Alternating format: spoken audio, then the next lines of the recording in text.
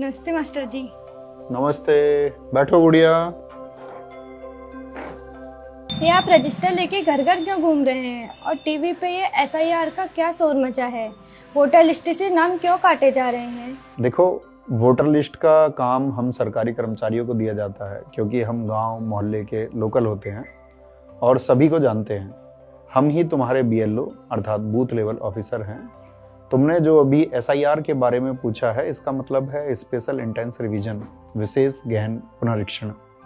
ऐसा महाअभियान 2002 से 2004 के बीच 21 साल पहले हुआ था और अब उत्तर प्रदेश और अन्य 11 राज्यों में चल रहा है।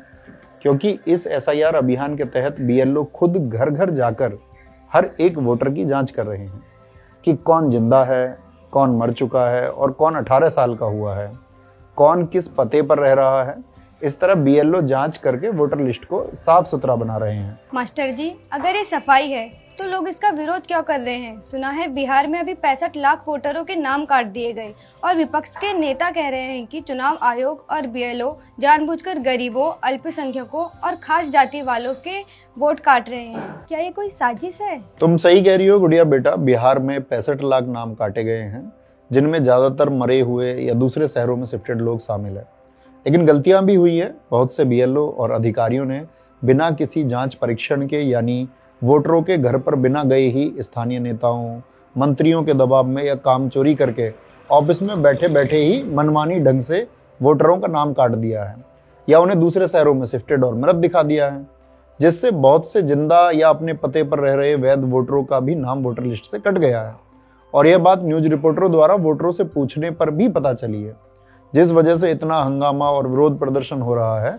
और विपक्ष का एक सबसे बड़ा आरोप यह है कि एसआईआर की प्रक्रिया चुनाव आयोग या सरकार तब क्यों करा रही है जब ऐसे राज्यों में कुछ महीनों या सालों में चुनाव होने वाले हैं।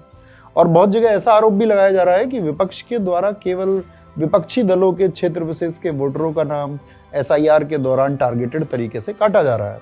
और बहुत से राज्यों में ऐसी खबरें भी सुनने को मिली हैं कि बीएलओ पर बहुत ज्यादा काम का प्रेशर होने की वजह से वे गलत कदम उठा रहे हैं। बाप रे, तो मैं अपना और अपने घर वालों का नाम कटने से कैसे बचाऊं? ध्यान से सुनो गुड़िया बेटा। इन 4 फॉर्म्स और गणना फॉर्म यानी एन्यूमरेशन फॉर्म को अच्छे से समझ लो।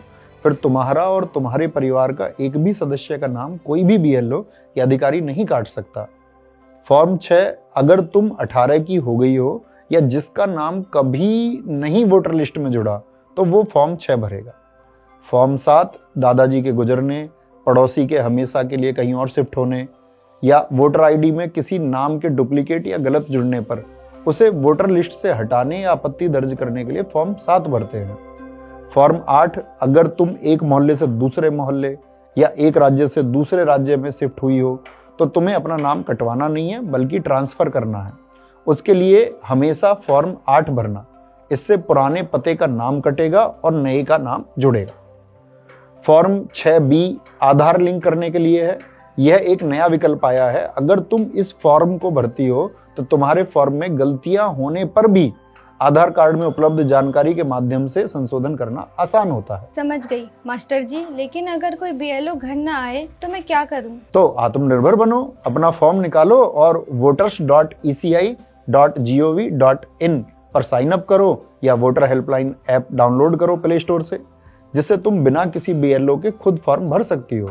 और गुड़िया बेटा, एक जरूरी ध्यान देने बात यह है कि अगर तुम बीएलओ के माध्यम से अपने एसआईआर की प्रक्रिया को पूर्ण कर सकती हो तो ज्यादा से ज्यादा कोशिश करना कि तुम बीएलओ के माध्यम से ही एसआईआर की प्रक्रिया को पूर्ण करना, क्योंकि ऑनलाइन प्रक्रिया थोड़ी जटिल हो सकती है। बीएलओ के माध्यम से फॉर्म भरवाने के लिए तुम्हें बस अपना आधार कार्ड नंबर, एक फोटो और अगर वोटर आईडी कार्ड है तो उसका ईपीआईसी नंबर देना होगा। और वोटर आईडी कार्ड नहीं है तो तुम फॉर्म 6 भर के वोटर आईडी कार्ड बनवा सकती हो। फिर बीएलओ के माध्यम से बिना किसी त्रुटि के एसआईआर के फॉर्म, जिसे एन्यूमरेशन फॉर्म या गणना फॉर्म कहते हैं, उसे भरकर बीएलओ को जमा कर सकती हो।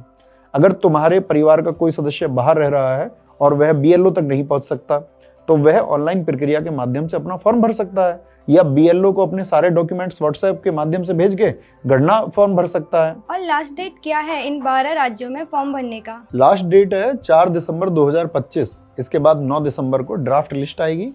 अगर तुमने फॉर्म भर दिया है तो तुम्हें एक रेफरेंस आईडी मिलेगी, जिससे तुम 9 दिसंबर से ऐप या वेबसाइट पर जाकर अपने स्टेटस को चेक कर सकती हो कि ड्राफ्ट लिस्ट में तुम्हारा नाम है कि नहीं। अगर रेफरेंस आईडी से चेक करने पर नाम ना दिखे तो तुम 9 दिसंबर से 8 जनवरी तक ऑनलाइन शिकायत ऐप या वेबसाइट पर कर सकती हो, जिससे सुधार हो सके। फाइनल लिस्ट यानी 7 फरवरी आने तक इंतजार मत करना, नहीं तो कुछ गड़बड़ होने पर तुम्हारा नाम वोटर लिस्ट से कट सकता है। धन्यवाद मास्टर जी। मतलब साजिश का डर अपनी जगह, पर अगर मैं जागरूक हूँ और सही तरीके से फॉर्म भर के अपने बीएलओ को जमा कर देती हूँ तो मेरा वोट कोई नहीं काट सकता। शाबाश गुड़िया बेटा, तुम बहुत अच्छे से समझ गई, लेकिन फिर भी तुम्हें कुछ कंफ्यूजन अगर रह गया हो तो तुम अपने गांव कस्बे के बीएलओ से संपर्क करके फॉर्म को अच्छी तरह से भर सकती हो। ठीक है मास्टर जी। जागरूक वोटर, मजबूत लोकतंत्र।